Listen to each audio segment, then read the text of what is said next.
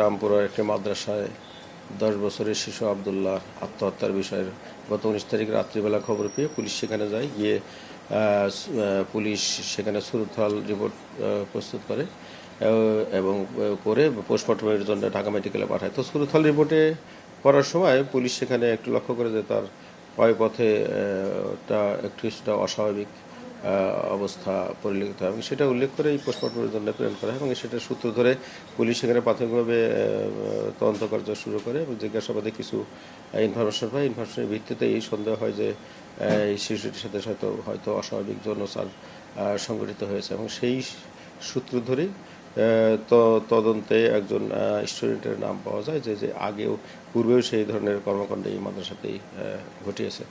তো সেই সূত্রেই তাকে তার তখন খবর নেওয়া দেখা যায় যে ওই সময় সে মাদ্রাসা থেকে পলাতক এবং তাকে তখন তার খোঁজ খবর নিয়ে তার এলাকা থেকে তার বাড়ি পাবনা বেড়া থেকে তাকে গ্রেপ্তার করে নিয়ে আসা হয়েছে গত রাতে এবং তার ওই যে আত্মহত্যা যিনি করেছেন শিশু আবদুল্লাহ, তা আবদুল্লাহর মা বাদী হয়ে রামপুরা থানায় মামলা করেছেন। সেই মামলায় আসামি শিহাবকে আজকে কোর্টে প্রেরণ করা হবে।